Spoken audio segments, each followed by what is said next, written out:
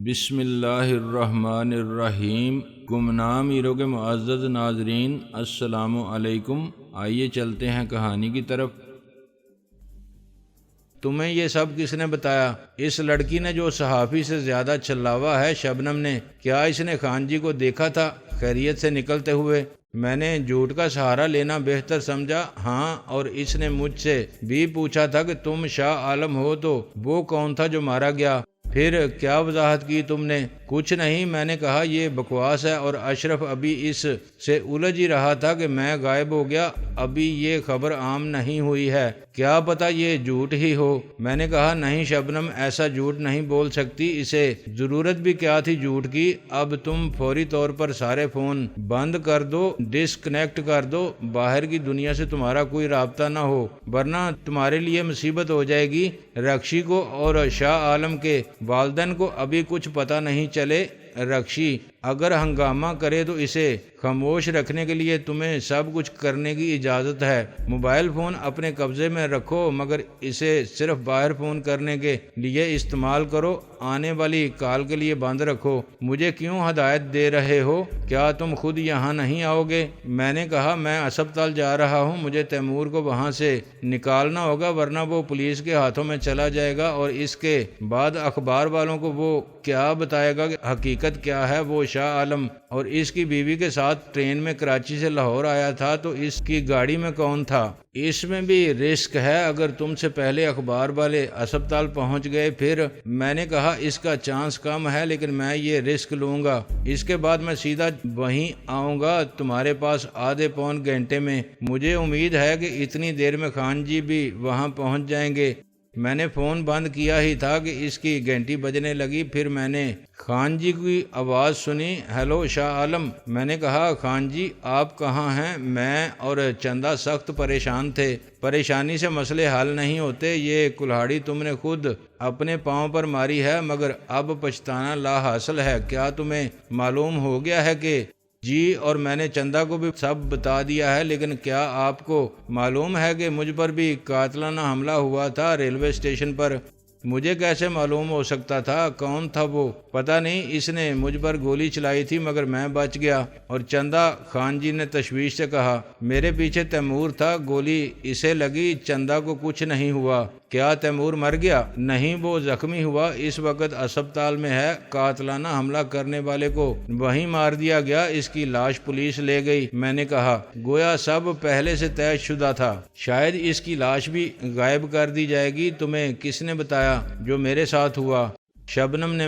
میں نے چندہ کو رکشی کے ساتھ بھیج دیا تھا، پھر میں خود ریلوے اسٹیشن سے فرار ہو گیا، اور اب میں اسپتال سے تیمور کو نکالنا چاہتا ہوں، یہ بہت ضروری ہے۔ ٹھیک ہے، میں بھی اسپتال پہنچتا ہوں۔ انہوں نے فون بند کر دیا۔ ٹیکسی نے مجھے 2 منٹ میں اسپتال پہنچا دیا، اگر میں پیدل جاتا تو شاید 10 منٹ میں پہنچ جاتا۔ ریلوے کا اسپتال بہت بڑا تھا۔ میں نے معلومات کے کاؤنٹر سے تیمور کے بارے میں پوچھا۔ ایک بد دماغ لڑکی نے مجھے ریلوے سٹاف سمجھتے ہوئے زیادہ اہمیت نہیں دی۔ کون تیمور؟ یہاں پتہ نہیں کتنے تیمور داخل ہوں گے۔ میں نے کہا نائب صدر PJF وہ زخمی حالت میں لائے گئے تھے۔ وہ مستعد ہو گئی، VIP 2 اوپر چلے جائیں۔ میں پلٹا تو مجھے خان اعظم اپنے پیچھے نظر آئے۔ میرا یونیفارم دیکھ کے وہ حیران ہوئے، یہ بیس بدلنا ضروری تھا۔ میں نے اپنے کپڑوں کا بنڈل انہیں دکھایا۔ آپ فکر نہ کریں، مجھے پھر شاہ عالم بننے میں دیر نہیں لگے گی۔ خان اعظم نے کہا اب بھی یہ کھیل ختم ہو سکتا ہے ناصر۔ میں ان کے ساتھ چلنے لگا۔ نہیں خان جی، کھیل تو اب شروع ہوگا۔ انہوں نے کہا ہم لوٹ کے گھر جا سکتے ہیں۔ میں نے نفی میں سر ہلایا۔ میں قدم آگے بڑھا کے پیچھے ہٹانے کا قائل نہیں۔ مجھے معلوم ہے، انہوں نے کچھ دکھی لہجے میں کہا، تو بہت ضدی ہے، میں تجھے روک نہیں سکتا، اس لیے تیرا ساتھ دوں گا۔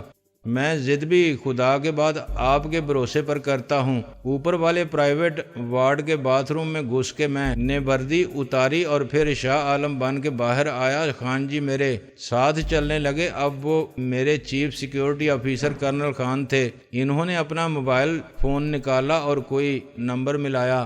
DIG صاحب، colonel Khan here, chief of security PJF جی، میں ریلوے اسپتال سے بول رہا ہوں۔ یہ کیسے ممکن ہے کہ آپ جیسا سینئر پولیس آفیسر اس قسم کی بات پر یقین کر لے؟ جی نہیں، گاڑی کے بارے میں مجھے نہیں معلوم کہ تیمور صاحب کی گاڑی میں کون تھا اور اسے کون چلا رہا تھا۔ میں شاہ عالم صاحب کے ساتھ تھا۔ آئی ایم سوری، ابھی میں آپ کو بھی کچھ نہیں بتا سکتا کہ وہ کہاں ہیں۔ بہت جلد آپ کو بھی معلوم ہو جائے گا۔ ابھی میں ایک درخواست کرنا چاہتا تھا، شاہ عالم ہاؤس پر سیکیورٹی سخت کر دی جائے۔ میری پرسنل کلیئرنس کے بغیر کوئی گاڑی اندر نہیں جائے گی، کسی کو بھی قریب نہ آنے دیا جائے۔ میں نہیں جانتا کہ آپ کی کتنی فورس شہر کی صورتحال کو کنٹرول کر رہی ہے۔ میرا کام تھا آپ کو بتانا، آگے آپ کی مرضی۔ اگر کوئی ایسی ویسی بات ہوئی تو ذمہ دار آپ ہوں گے۔ آپ سے میری یہ گفتگو آن دی ریکارڈ ہے۔ ڈی آئی جی صاحب، میرا نام ہے کرنل خان، گڈ بائی۔ وی آئی پی 2 کے باہر کھڑے ہوئے اے ایس آئی اور اس کے ماتحت کانسٹیبل نے گفتگو کا آخری حصہ سنا تھا۔ انہوں نے خان اعظم کو سلیوٹ کیا اور دروازہ کھول دیا۔ اندر ایک ڈاکٹر چارٹ پر کچھ لکھ رہا تھا۔ نرس اس کی ہدایت کی منتظر تھی۔ تیمور آنکھیں بند کیے خاموش لیٹا تھا۔ ڈاکٹر نے نظر اٹھا کے ہماری طرف دیکھا۔ تمہیں اندر آنے کی اجازت کس بیوقوف نے دی؟ میرا نام ہے کرنل خان اور یہ پی جے ایف کے چیئرمین شاہ عالم۔ خان جی نے اس کے سوال کا جواب دینا ضروری نہیں سمجھا۔ How is mister Taimur? Doctor کا رویہ ایک دم بدل گیا۔ He is fine sir. میں نے کہا، خطرے کی کوئی بات تو نہیں؟ نو سر، گولی شانے پر لگی تھی، ہڈی کو نقصان نہیں ہوا، زخم چند دن میں ٹھیک ہو جائے گا۔ پھر یہ بے ہوش کیوں ہیں؟ میں نے کہا، یہ شاک کی کنڈیشن میں تھے، میں نے ٹرنکولائزر دیا ہے، اسی کا اثر ہے۔ ڈاکٹر نے کہا، ان دیٹ کیس ان کو ڈسچارج کر دو۔ میں نے کہا۔ ڈاکٹر کا منہ حیرانی سے کھل گیا۔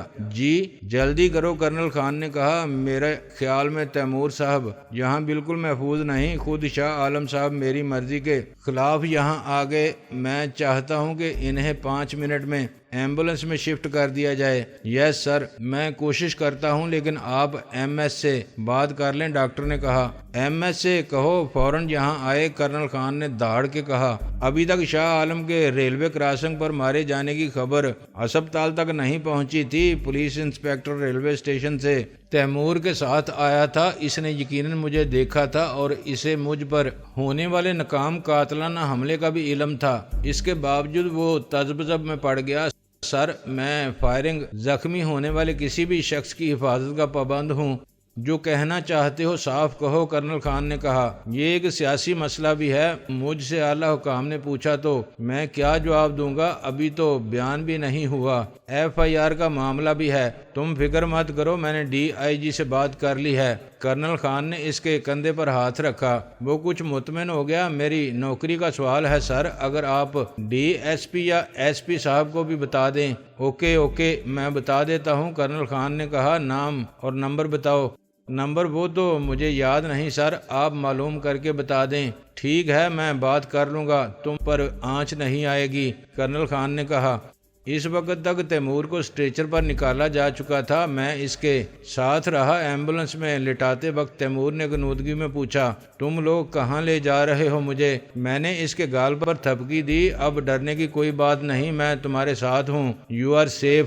ڈاکٹر میرے ساتھ پچھلے حصے میں بیٹھ گیا۔ کرنل خان نے آگے بیٹھ کے ڈرائیور سے کہا، سائرن اور لائٹ آن کر دو۔ ایمبولینس لائٹ چمکاتی اور سائرن بجاتی تیزی سے باہر آئی اور ٹریفک کے رش میں اپنا راستہ بناتی آگے دوڑنے لگی۔ میں نے راستے میں کئی جگہ ہنگاموں کے آثار دیکھے، ٹوٹے ہوئے شیشے، سائن بورڈ اور جلے ہوئے ٹائر۔ بیشتر دکانیں بند تھیں اور سڑکوں پر پولیس کی گاڑیوں کے ساتھ نیم فوجی دستے بھی گشت کر رہے تھے۔ شاید اسکولوں کالجوں میں چھٹی کر دی گئی تھی۔ طلباء اور طالبات بس اسٹاپوں پر جمع تھے، مگر بسیں بہت کم چل رہی تھیں۔ لوگوں کی زیادہ تعداد ٹانگوں میں جا رہی تھی یا پیدل رواں تھی۔ دوپہر کے 12:30 بج رہے تھے اور ابھی تک کسی اخبار کا ضمیمہ شائع نہیں ہوا تھا جس میں شاہ عالم کے مارے جانے کی خبر ہوتی۔ میرا خیال تھا کہ ریڈیو سے نشر ہونے والے 1 بجے کے بلیٹن میں بھی کچھ نہیں ہوگا۔ حکومتی ذرائع مکمل تصدیق ہونے تک اس خبر کو عام نہیں کریں گے۔ اچانک میرا موبائل فون چلانے لگا۔ میں نے چند سیکنڈ بعد اشرف کی آواز سنی، سر شاہ عالم صاحب۔ میں نے کہا اشرف کیا بات ہے؟ اوف سر آپ کہاں ہیں؟ میری جان عذاب میں ڈال کے آپ ایسے غائب ہو گئے۔ وہ مجھ سے سخت خفا تھا۔ آئی ایم سوری، اگر میں ایسا نہ کرتا تو مارا جاتا۔ تم نے وہ سب نہیں دیکھا جو میں نے دیکھا تھا۔ اچھا کیا دیکھا تھا آپ نے سر؟ بس قسمت اچھی تھی کہ میں دوسرے قاتلانہ حملے سے بچ گیا۔ انہوں نے بھی پکا انتظام کیا تھا، لیکن تفصیلات بتانے کے لیے وقت نہیں ہے۔ تم یہ بتاؤ کہ کہاں سے بول رہے ہو؟ ریلوے اسٹیشن کے باہر سے سر۔ اخبار والے تو میری ٹکا بوٹی کر دیتے۔ میں نے بڑی مشکل سے جان چھڑائی، یہ کہا کہ شاہ عالم صاحب ریسٹ روم میں ہیں، ابھی آتے ہیں چند منٹ میں۔ اس کے بعد میں اندر گیا اور دوسری طرف سے بھاگ لیا۔ اور میں کیا کرتا سر، کیا کہتا ان سے؟ تم نے بالکل ٹھیک کیا سر، مجھے تو ایسا لگتا ہے کہ میں پاگل ہو جاؤں گا۔ وہ خاتون صحافی مس شبنم کیا کہہ رہی تھی؟ میں نے کہا تم کسی کے کہنے کی پرواہ مت کرو، کچھ مت سنو اور کچھ مت بولو۔ فی الحال تمہارے حق میں بھی یہی بہتر ہے کہ غائب ہو جاؤ۔ غائب ہو جاؤ؟ ہاں، چند دن ہم سب رپوش رہیں گے۔ یہ بہت خطرناک سازش ہوئی ہے ہمارے خلاف۔ تو کیا ہم پبلک میں آ کے تردید بھی نہیں کریں گے؟ ابھی نہیں، فی الحال مکمل خاموشی۔ یہ شور شرابہ ختم ہو جائے، گرد بیٹھ جائے، پھر ہم سازش کرنے والوں کو بے نقاب کریں گے۔ میری سمجھ میں کچھ نہیں آ رہا ہے سر۔ تم سمجھنے کی کوشش بھی مت کرو، وہی کرو جو میں کہہ رہا ہوں۔ اگر سلامتی عزیز ہے، میں نے کہا اپنی فیملی کے ساتھ کہیں شفٹ ہو جاؤ، کہیں بھی چلے جاؤ، میں خود تم سے رابطہ کروں گا۔ میں نے فون بند کر دیا۔ ایمبولینس اب شاہ عالم ہاؤس کے گیٹ سے زیادہ دور نہیں تھی۔ ڈی آئی جی صاحب کی ہدایت پر پولیس نے ہر طرف سے محاصرہ کر لیا تھا، مگر کرنل خان کی وجہ سے ایمبولینس سیدھی اندر پہنچ گئی۔ میں اپنے جوتے کے تسمے باندھنے کے بہانے سر نیچا رکھنے میں کامیاب رہا تھا اور کسی نے بھی میری جھلک تک نہیں دیکھی تھی۔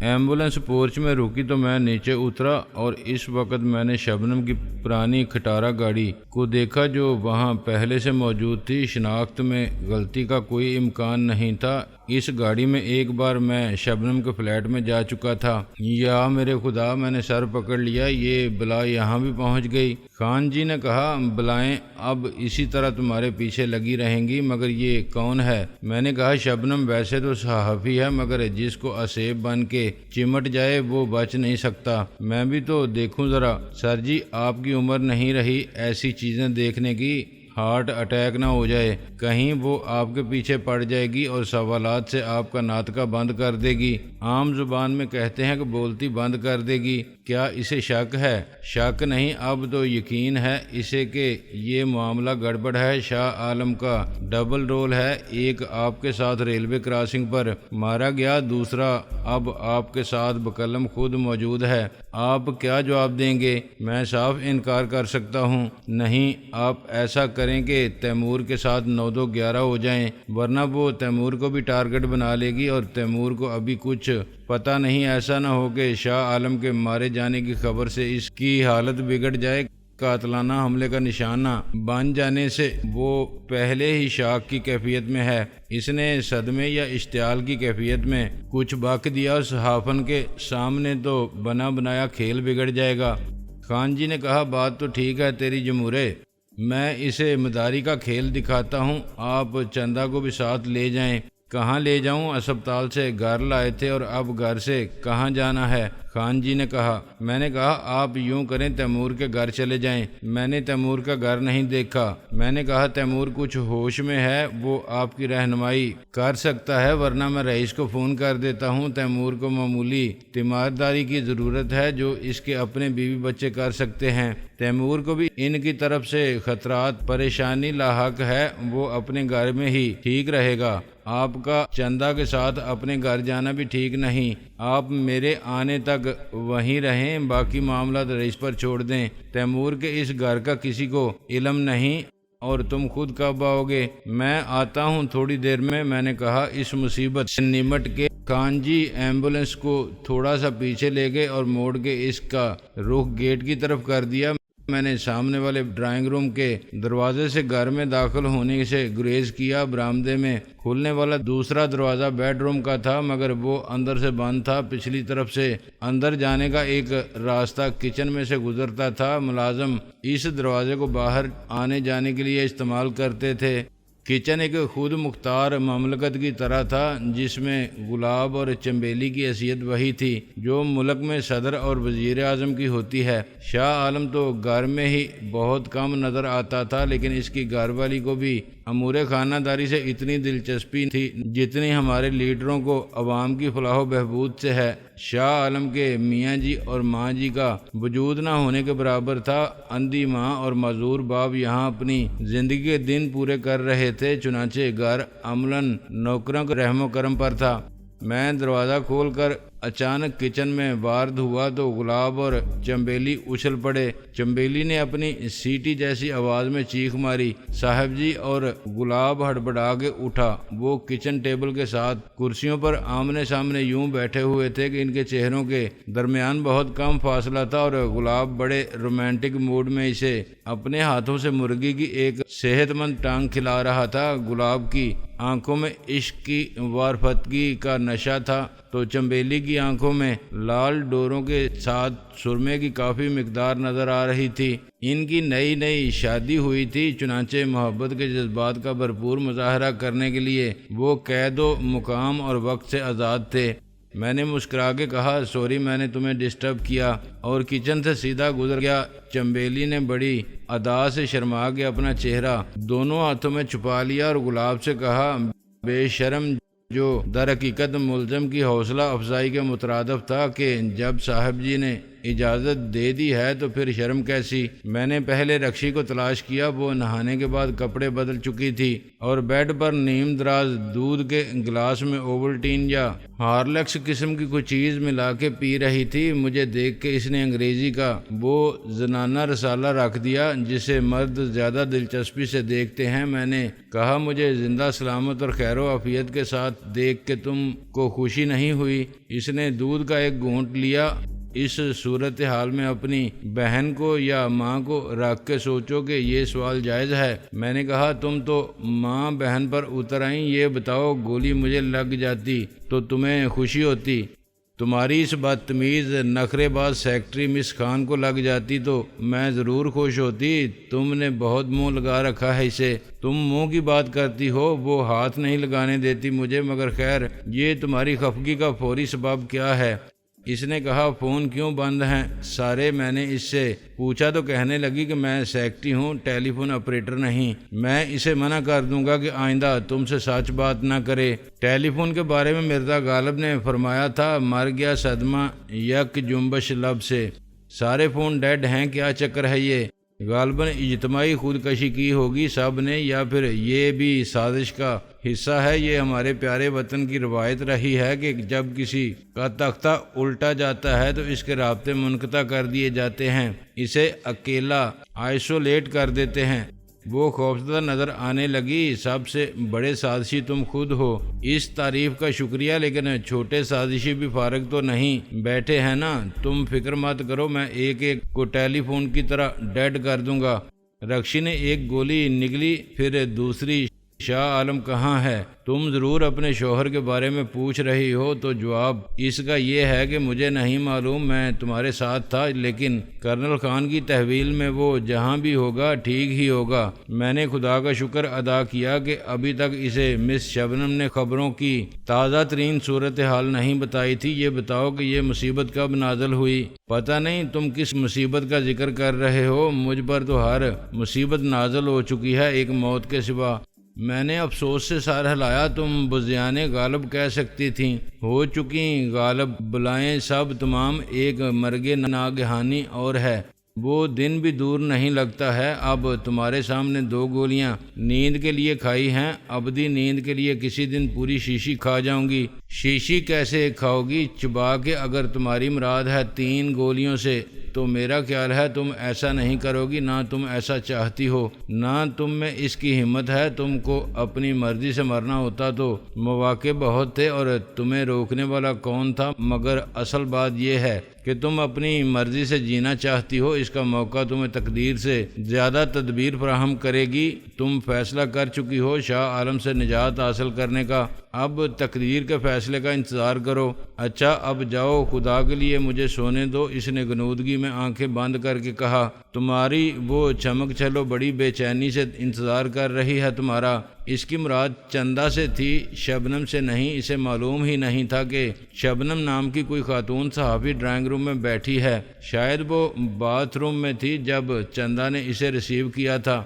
چندہ چائے پی رہی تھی، مجھے مغموم شکل بنائے دیکھ کے مسکرائی۔ کیا بیوی نے کوئی بدسلوکی کی، دست درازی، مار پیٹ وغیرہ کی ہے؟ میں نے کہا، چندہ خان جی کے بارے میں ایک بری خبر ہے۔ اس کا رنگ پھک ہو گیا۔ کیسی بری خبر؟ بتاتے کیوں نہیں؟ اتنی دیر سے فضول باتیں کر رہے ہو، کیا ہوا ہے انہیں؟